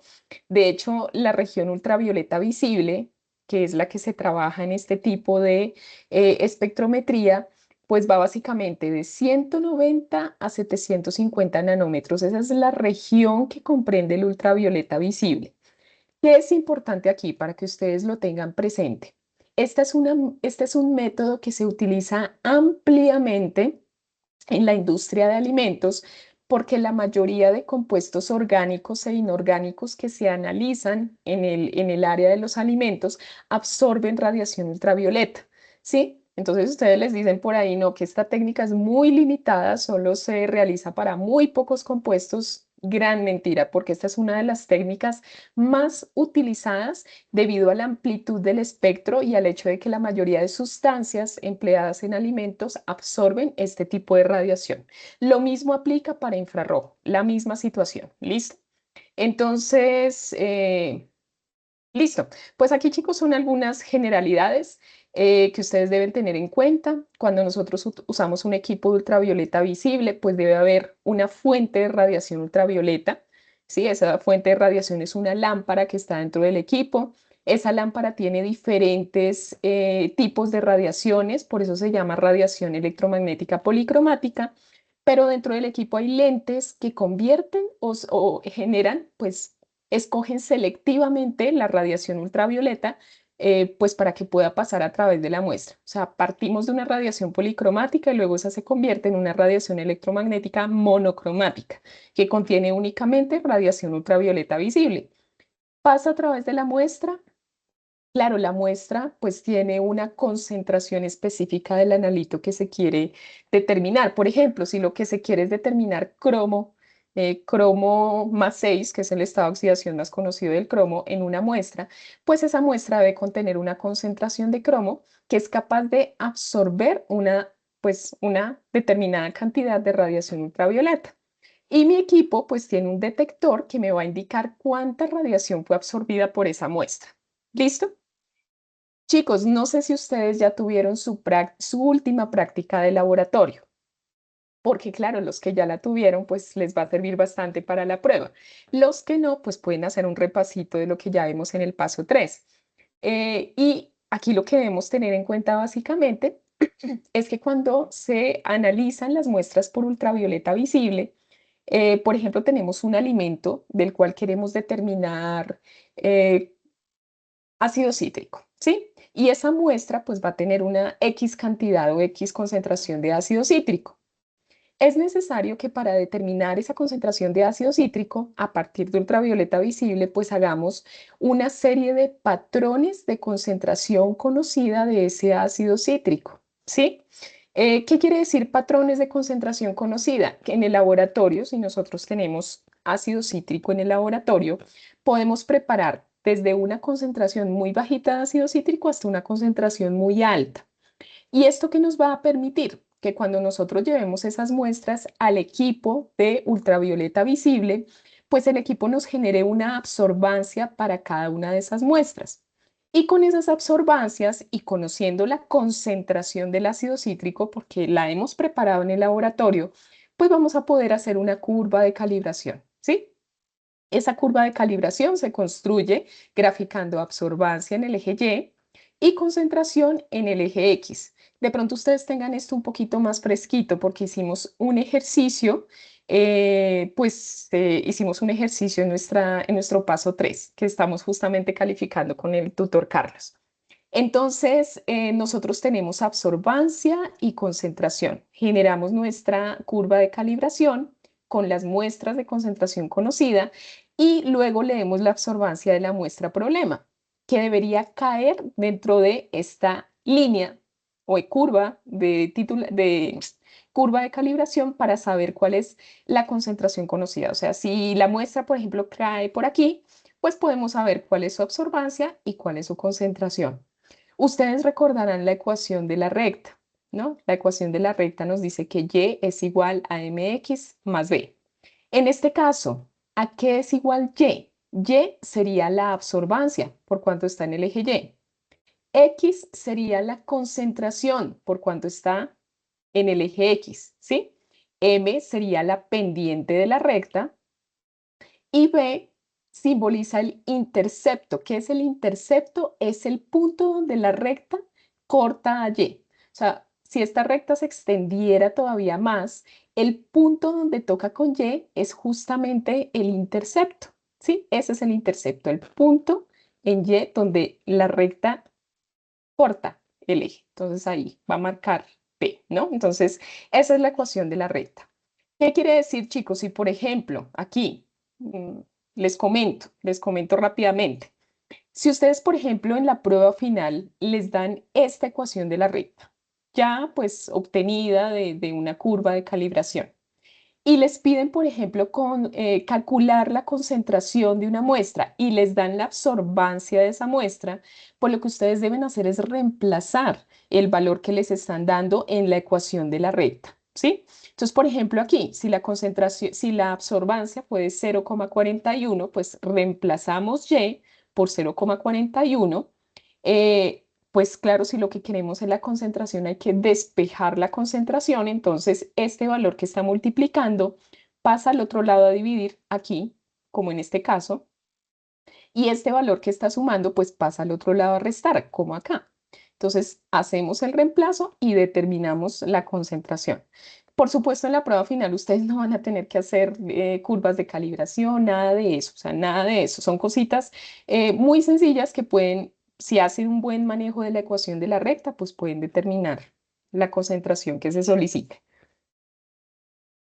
Listo, Carol, gracias por tu pregunta. Dicen, y nos van a dar el valor de T, o sea, supongo transmitancia. Debemos sí o sí usar la absorbancia. Listo, Carol. Carol, para adelantarte un poquito, en la prueba no tenemos valores de transmitancia. ¿Por qué? Porque en los conjuntos de ejercicios que tuvimos en el paso 3, solo un estudiante escogía, que seguramente no sé si fue tu caso, teníamos solo un ejercicio que en lugar de absorbancia tenía porcentaje de transmitancia. Como ese conjunto de ejercicios solo fue definido para un solo estudiante, entonces no vamos a tener ese tipo de ejercicios. siempre les vamos a dar la absorbancia si saliera un ejercicio matemático, entonces no vamos a hacer uso de transmitancias. ¿Listo, Carol? Para que lo tengas presente. Listo, Carol, gracias porque, bueno, de hecho, ahí estamos haciendo unas pequeñas correcciones porque tuvimos un errorcito en la guía que debemos corregir justo para ese ejercicio de transmitancia, pero bueno, pues por allí se les informó. Listo, chicos, y aquí solo para cerrar, les digo, no me voy a detener mucho. ¿Qué queremos, por qué estamos utilizando en la prueba final espectrometría infrarroja y ultravioleta visible? Porque son técnicas que se aplican a una amplia variedad de compuestos, tanto orgánicos como inorgánicos, debido a la propiedad que tienen esos alimentos de absorber tanto la radiación infrarroja como ultravioleta visible. Diferencias que la radiación o el infrarrojo pues maneja una longitud de onda mucho más amplia, mayor a 700 nanómetros. Recuerden que todo lo que está por debajo de 700 es de la región ultravioleta visible. ¿Y qué pasa con la técnica de infrarrojo? Lo que hacemos es que dentro del equipo se hace incidir radiación infrarroja sobre una muestra y las moléculas van a empezar a moverse, van a empezar a generar movimientos que pueden ser de estiramiento, sí, por ejemplo, de estiramiento o de flexión, y aquí ya voy cerrando un poquito con eso, porque lo que hace la técnica de infrarrojo es que excitan las moléculas, es básicamente lo que hace. Excitan las moléculas y las moléculas empiezan, por ejemplo, a elongar sus enlaces. Estos enlaces van hacia arriba, hacia abajo, se encogen, se elongan y esto es conocido como movimientos de estiramiento. Los enlaces se estiran, básicamente. En cambio, en los movimientos de flexión, cuando la radiación infrarroja genera flexión en las moléculas, lo que ocurre aquí son cambios en los ángulos de enlace. Este es el ángulo de enlace, por ejemplo. Entonces, estos átomos empiezan a acercarse entre ellos, a ir de un lado a otro, cambiando el ángulo de enlace. Entonces, movimientos de estiramiento alargan o acortan los enlaces, la longitud del enlace, y los movimientos de flexión cambian el ángulo de enlace. Cuando eso ocurre y cuando la radiación infrarroja genera eso en las moléculas, la excitación y los movimientos que estos generan, pues vamos a tener unos espectros, que eso es lo que nos va a generar finalmente el equipo, un espectro que me va a indicar qué tipo de enlace tiene esa molécula. Me explico, chicos. Me explico un momentico y esto ustedes lo van a ver. Este esquemita que ustedes tienen aquí también les va a aparecer por allí en la prueba final. Me explico un poquito. Entonces, ¿qué pasa con la radiación infrarroja? La radiación infrarroja va a generar un espectro y ese espectro, por ejemplo, si en esa molécula, como en esta que tenemos aquí, hay enlaces, ustedes recordarán un poquito su química orgánica, hay enlaces carbono, este vértice representa un carbono. Si en esa molécula hay enlaces carbono-oxígeno, como en este, carbono doble enlace oxígeno, sí o sí vamos a encontrar señales en esta región del espectro, por aquí entre 1800 y 1500 centímetros a la menos uno, ¿no? Porque esto es longitud de onda. Entonces, si la molécula tiene enlaces carbono, doble enlace oxígeno, en esta región vamos a ver algún piquito o alguna señal en el espectro. Entonces, tengan en cuenta eso. Y un ejemplo más, un ejemplo más. Si, por ejemplo, mi molécula es agua, la molécula de agua tiene enlaces oxígeno-hidrógeno característicos del agua. Quiere decir que en el espectro de infrarrojo vamos a ver señales en esta región, básicamente, o sea, vamos a ver señales que van a aparecer entre 4000 y 3000 centímetros a la menos uno, muy probablemente en 3500 centímetros a la menos uno, vamos a ver alguna señal característica. Eso depende del tipo de enlace que tenga la molécula. Dependiendo del tipo de enlace, veremos algunas señales en esas regiones del espectro, como para darnos una idea de esta parte. ¿Listo? Y por último, ya con esto, pues les muestro, terminamos. Recuerden, chicos, dar una repasadita de qué es la cromatografía y los dos tipos de cromatografía que vamos a encontrar en la prueba, de gases y de líquidos, de gases y de líquidos. Les muestro. Conceptos claves que vamos a tener en cuenta aquí para la cromatografía. La cromatografía necesita, además del analito, que es la sustancia que se está analizando mediante la técnica, en cromatografía se utiliza una fase móvil y una fase estacionaria. Así como, por ejemplo, para gravimetría se utilizaba un agente precipitante, en cromatografía siempre, independiente del tipo de cromatografía, vamos a tener una fase móvil y una fase estacionaria. ¿Qué es la fase móvil? La fase móvil usualmente es un disolvente que es afín al analito. Este analito tiene diferentes partículas, o sea, es una mezcla de muchas cosas. Mezcla de un componente que está aquí de color rojo, un componente de color azul, un componente de color morado. Este analito tiene muchas cosas dentro de él. Y esa fase móvil es un disolvente que es afín a esta muestra y va a permitir que se desplace a través de la fase estacionaria. La fase estacionaria em, usualmente es conocida, es una sustancia que está hecha a base de óxidos, como por ejemplo la sílica o la lúmina, y esa fase estacionaria puede estar impregnando una superficie, toda la fase estacionaria. Entonces, si la fase móvil se disuelve adecuadamente o disuelve adecuadamente ese analito, es miscible en él, pues va a permitir que éste se empiece a desplazar a través de la fase estacionaria. Y lo que hace la cromatografía es que esa fase estacionaria en conjunto con la fase móvil me va a separar los componentes de mi analito. Es muy importante esta parte porque partimos de una mezcla de muchas cosas y la cromatografía me permite la separación de esos componentes a través de la fase estacionaria. ¿Qué me va a determinar el equipo? El equipo me va a generar una serie de picos. El equipo de cromatografía, hablo de picos como estos picos aquí, característicos que me van a indicar que mi muestra se ha separado. Si tuviéramos estos picos muy juntos, todos muy juntos, casi revueltos, pues es necesario o cambiar la fase móvil o variar la fase estacionaria hasta lograr esta correcta separación. ¿Qué busca la cromatografía? Separar componentes de una muestra, que puede ser también un alimento, mediante una fase móvil y una fase estacionaria. Eso es todo lo que tenemos que saber. Cromatografía de gases. ¿Qué utiliza? Se utiliza un analito que puede estar en estado líquido y un inyector a alta temperatura que va a volatilizar la muestra, la va a convertir en un gas y ese gas va a pasar a través de una columna que tiene la fase estacionaria. Aquí este regulador, este gas es la fase móvil, pasa a través de la columna, la fase móvil ayuda a arrastrar la muestra a través de la fase estacionaria y al final el equipo lo que me genera son una serie de picos que muestran que se separó la muestra dentro de esa columna. La idea es separar el analito en sus componentes dentro de esa columna en su forma gaseosa. Y en la cromatografía de líquidos, pues en lugar de gases ahora trabajamos líquidos. Se inyecta la muestra en su estado líquido, fase estacionaria, disolvente que actúa como fase móvil, y esto me va a permitir separar la muestra en sus componentes. Diferencias entre las dos, que en cromatografía de gases el analito se convierte en un gas para ser analizado, en la cromatografía de líquidos, pues como su nombre lo indica, la muestra al final se convierte en un líquido, el cual es separado en sus componentes.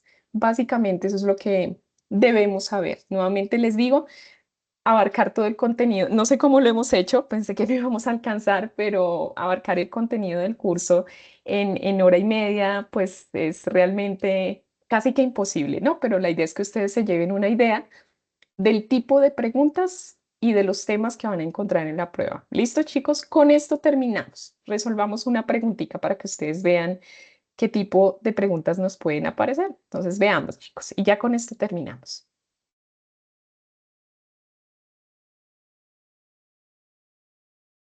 Bueno, entonces miren aquí esta pregunta que podríamos tener.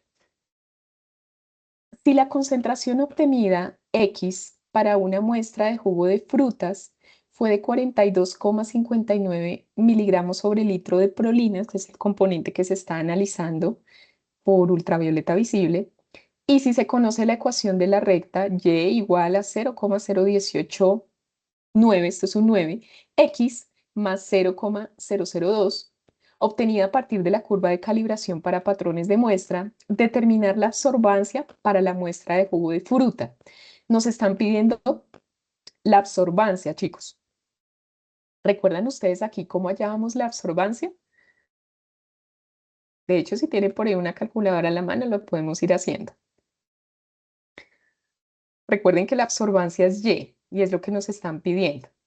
Y nos están dando el valor de X, que es la concentración. O sea, quiere decir que tenemos que reemplazar a X por este valor y hacer la operación.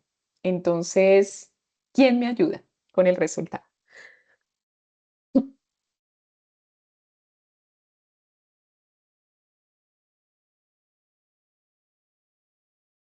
Listo, chicos. ¿Qué me pueden decir ustedes?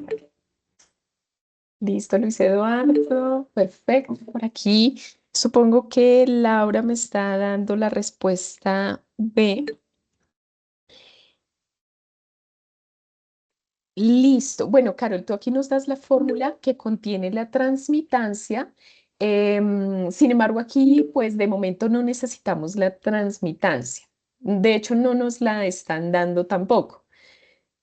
Recuerden que nos están dando X, quiere decir que reemplazamos X por 42,59, lo multiplicamos por 0,0189 y le sumamos 0,002.